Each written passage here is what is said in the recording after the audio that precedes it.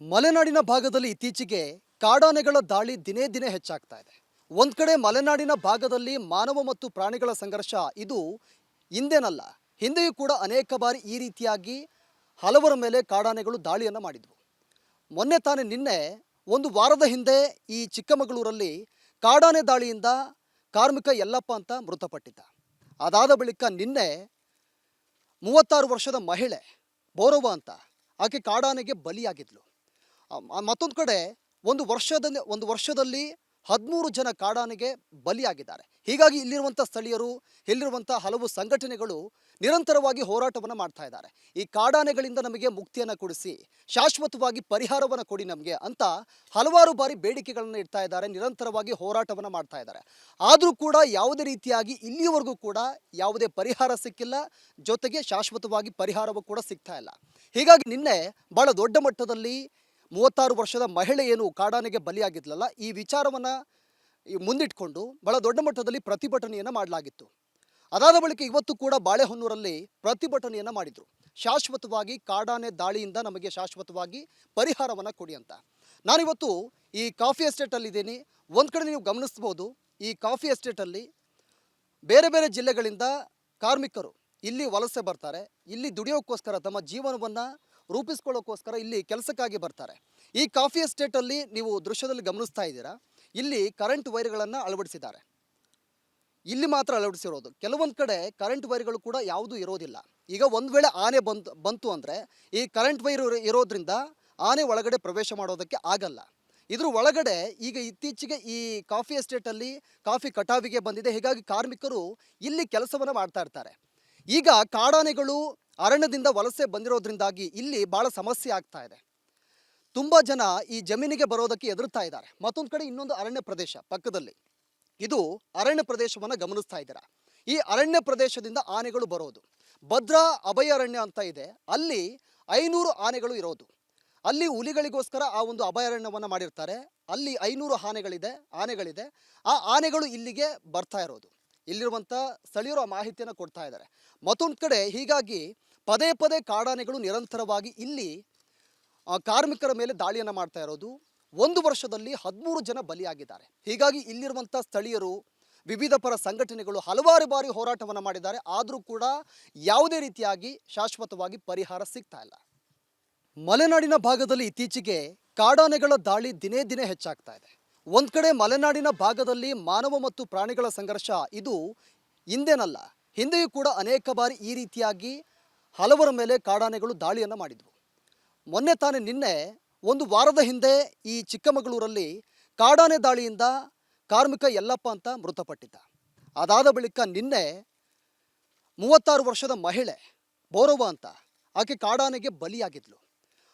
ಮತ್ತೊಂದು ಕಡೆ ಒಂದು ವರ್ಷದಲ್ಲಿ 13 ಜನ ಕಾಡಾನೆಗೆ ಬಲಿಯಾಗಿದ್ದಾರೆ. ಹೀಗಾಗಿ ಇಲ್ಲಿರುವಂಥ ಸ್ಥಳೀಯರು, ಇಲ್ಲಿರುವಂಥ ಹಲವು ಸಂಘಟನೆಗಳು ನಿರಂತರವಾಗಿ ಹೋರಾಟವನ್ನು ಮಾಡ್ತಾ ಇದ್ದಾರೆ.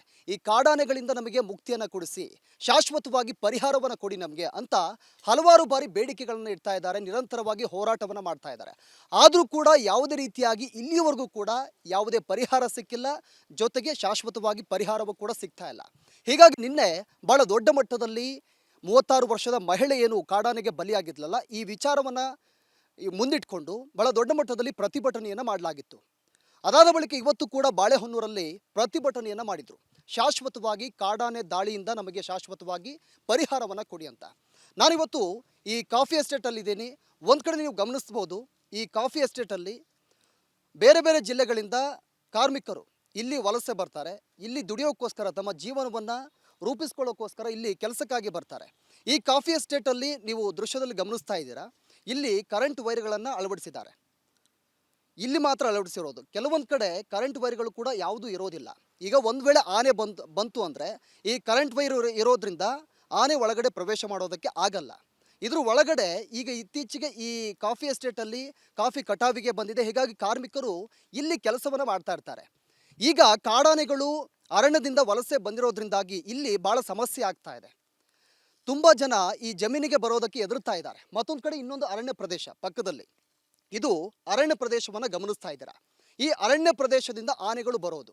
ಭದ್ರಾ ಅಭಯಾರಣ್ಯ ಅಂತ ಇದೆ, ಅಲ್ಲಿ 500 ಆನೆಗಳು ಇರೋದು. ಅಲ್ಲಿ ಹುಲಿಗಳಿಗೋಸ್ಕರ ಆ ಒಂದು ಅಭಯಾರಣ್ಯವನ್ನು ಮಾಡಿರ್ತಾರೆ. ಅಲ್ಲಿ 500 ಆನೆಗಳಿದೆ. ಆ ಆನೆಗಳು ಇಲ್ಲಿಗೆ ಬರ್ತಾ ಇರೋದು. ಇಲ್ಲಿರುವಂಥ ಸ್ಥಳೀಯರು ಆ ಮಾಹಿತಿಯನ್ನು ಕೊಡ್ತಾ ಇದ್ದಾರೆ.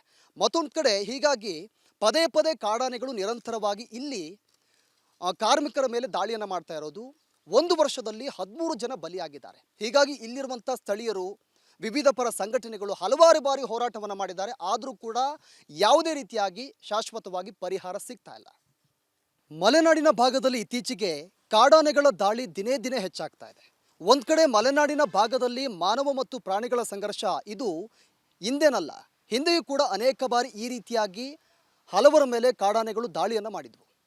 ಮೊನ್ನೆ ತಾನೇ ನಿನ್ನೆ ಒಂದು ವಾರದ ಹಿಂದೆ ಈ ಚಿಕ್ಕಮಗಳೂರಲ್ಲಿ ಕಾಡಾನೆ ದಾಳಿಯಿಂದ ಕಾರ್ಮಿಕ ಯಲ್ಲಪ್ಪ ಅಂತ ಮೃತಪಟ್ಟಿದ್ದ.